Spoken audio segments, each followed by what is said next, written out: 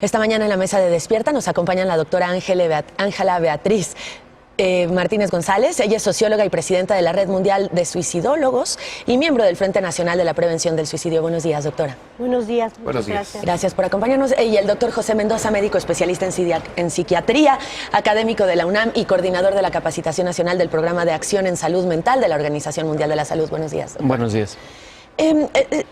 Ya que es el caso del ITAM el que nos trae aquí, por supuesto, las cifras que han ido en aumento, es esta generación millennial, son estos chavos mucho más expuestos a cosas que las generaciones pasadas no teníamos al alcance, más vulnerable, más vulnerable, esa es la pregunta ante el suicidio, doctora.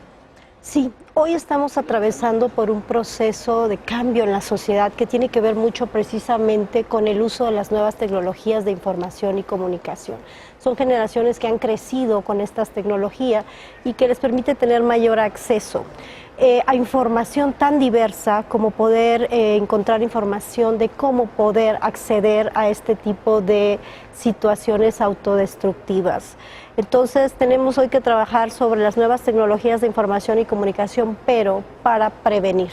Las podemos usar para evitar que esto suceda a través de desarrollar más información que permita prevenir esto. Doctor, ¿cuáles son hoy los grupos más vulnerables? Aparentemente, incluso niños más pequeños están expuestos a este riesgo. Sí, tenemos reportes de casos de suicidios en niños muy pequeños, 6 años, en algunas entidades de nuestro país. Sin embargo, la población más vulnerable es la población de los 15 y los 25 años. En México, la población entre 20 y 24 años. Si nosotros localizamos entre 15 y 24 años, toda la población estudiantil prácticamente está incluida dentro de este grupo de edad. Históricamente, hablo de esto, no es parte de la generación millennial, sino parte de todas las generaciones. El grupo de adolescentes siempre ha sido el más vulnerable a tener conductas, sea de imitación, sea de muchas situaciones sociales en las que las condiciones emocionales, la búsqueda vocacional, la necesidad de pertenecer a un grupo, los problemas emocionales relacionados a las relaciones amorosas, todo ocurre dentro de la adolescencia, ¿no? Entonces, el tomar decisiones drásticas durante esta etapa ha sido un problema, digámoslo así, universal dentro del desarrollo humano. ¿Es un tema multifactorial o se le puede atribuir a una razón? Por ejemplo, la presión de una clase en la universidad que una chica tome la decisión de suicidarse. Es un fenómeno multifactorial. Se conjuga una serie de factores de riesgo. Es un problema tanto individual como colectivo en el que se expresa también lo subjetivo de la persona, el contexto en el que se encuentra, y no podemos atribuirle únicamente a un solo factor. Son diferentes elementos que están conjugando en esa persona que la llevan a tomar una decisión incorrecta. Nos convoca el caso de Fernanda, pero no quiero dejar de mencionar cómo también entre personas de la tercera edad se incrementa de forma muy importante este índice de suicidios, ¿no? Sí, después de este grupo de edad que mencionaba, el siguiente grupo es este grupo, ¿no? Que particularmente vive un abandono social y económico. Es muy complicado encontrar algún método de subsistencia o autonomía a esta edad, ¿no? Simplemente, ¿no? Las pérdidas sensoriales, todo lo que acompaña al envejecimiento en un país que no está preparado para envejecer como el nuestro, es una condición de riesgo. El caso de Fernanda puso en los reflectores la falta de ayuda, la falta de atención que hay en las instituciones educativas, en este caso el ITAM. Ayer que yo los invitaba a venir esta mañana aquí, hablamos en varias ocasiones a la línea que la UNAM, por ejemplo, tiene para los alumnos en caso de requerir ayuda psiquiátrica o psicológica o terapia. No nos contestaron ninguna sola vez. ¿Tenemos problemas en ese sentido en las instituciones educativas públicas o privadas? En general hay un problema muy grave para la atención de la salud mental. Sobre todo estamos atravesando en este tema con algo que tenemos que llamar el estigma. Hay una serie de estigmatización en la sociedad, tanto el que sufre como la familia. Necesitan romper estas ideas, estos prejuicios negativos que hay en torno a la búsqueda de la atención de la salud mental. Entonces, a veces el pensar que la persona que está atravesando por una crisis emocional va a buscar la ayuda, a veces es muy difícil. Entonces, no se puede pensar que van a esperar que un niño, un alumno, una persona busque la ayuda porque se encuentra en una crisis emocional, psicológica, en un dolor muy profundo. Y se acompaña además del estigma, de estos prejuicios. El buscar la ayuda es uno de los problemas más difíciles que también se encuentra dentro del terreno de la salud mental. Por eso hay que sensibilizar a la población en general, para que aprenda también a identificar cuando una persona se encuentra en una situación de riesgo y que esto entonces no solo la persona que está en crisis, sino algún allegado también pueda ejercer alguna estrategia de prevención y acercarlo a las instituciones más adecuadas. ¿Y cuál es ese ABC que deben detectar tanto padres de familia como también los profesores en el entorno de estos jóvenes en especial, para poder marcar el foco de alerta y decir, aquí podríamos tener un tema? Sí, creo que el primer punto, digo, las universidades ahorita ya no pueden solo permanecer ciegas ante el hecho de que esta situación existe en todo el mundo. Todas las universidades han tomado medidas al respecto. Hay medidas ejemplares que se han tomado en Canadá, que se han tomado en otros países. Incluso la UNAM ha intentado a través de diferentes medios alcanzar a esto, ¿no? Pero necesitamos, como decía la doctora, sensibilizar a la población para que entienda que debemos naturalmente hablar de esto. Si ocurre un suicidio, es importante que toda la gente que está en sus casas y que en lugar de callarse ante esta situación, hable, sobre todo si tiene población vulnerable, población entre los 15 y los 25 años. Hay que naturalizar el hablar sobre sentirse mal. Pero en lo práctico, ¿qué podemos ver? ¿Qué le podemos decir a nuestro auditorio que tiene que detectar en estos casos? Particularmente si hay algún cambio de conducta drástico, aislamiento social, sea justificado por la universidad o no. O sea, si hay aislamiento social, ya no sales con tus amigos, te aíslas de tu familia, empiezas a tener cambios de conducta o cambios en el estado de ánimo. Estos son puntos como que podrían alentarte a pensar de que algo está pasando.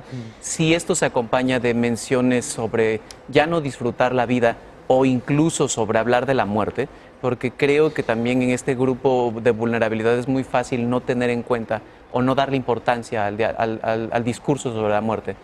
Son puntos de alerta, o sea, cualquiera de estas situaciones, cambios en la conducta, patrones de aislamiento o hablar de la muerte, es importante sentarse, darle importancia y considerar los factores de riesgo. Ahora, retomando de nueva cuenta el tema del ITAM y de Fernanda, que pues ha causado mucho revuelo por diferentes causas en los últimos días, me parece que hay ahí como un hoyo en el sistema universitario. ¿Por qué? Porque en las primarias, en las secundarias, en las preparatorias, normalmente hay asistencia psicológica, normalmente hay psicólogas en las escuelas, en los planteles. Pero en la universidad, sobre todo en las grandes universidades, repito, no importa si son públicas o privadas, pues hay una atención mucho menos personalizada. El alumno deja de ser cuidado para ser una persona que va a la universidad a estudiar y es responsable de él o de ella mismo, ¿no? ¿Hay un tema ahí en las universidades? ¿Hay un foco rojo en las universidades? Y hay una serie de recomendaciones hechas propiamente para esto, porque las universidades deberían tener dentro de sus profesores o dentro de su plantel personal que esté capacitado para detectar estos signos. No lo hay, no lo hay. No lo hay. De hecho, digo, todas las universidades se les recomienda tener eso que se conoce como gatekeepers, que ha estado como muy presente en otras instancias, como para que parte del personal que somos iguales, que vivimos bajo la misma circunstancia, podamos identificar quién se está saliendo de la respuesta promedio, ¿no? ¿Esto sucede en el mundo? ¿Existen estas medidas en los países con características similares a México? Es decir, ¿estamos por debajo de esto? Sí, realmente apenas estamos construyendo sociedad civil, los legisladores, la Secretaría de Salud, la Organización Mundial de la Salud. En México se está creando ya toda una serie de estrategias para poder intervenir en diferentes terrenos. No es un asunto que compete nada más a una sola institución. Necesitamos hacer un trabajo interinstitucional, intersectorial, donde nos involucremos todo. Y la sociedad en realidad juega un rol muy importante y por supuesto los medios. Algo que a mí me interesa también dejar muy importante es que el caso se ha ventilado mucho en las redes sociales y ha tomado una dimensión que de acuerdo al protocolo que tiene la Organización Mundial de la Salud hay un documento que nos estipula cómo manejar en los medios de comunicación.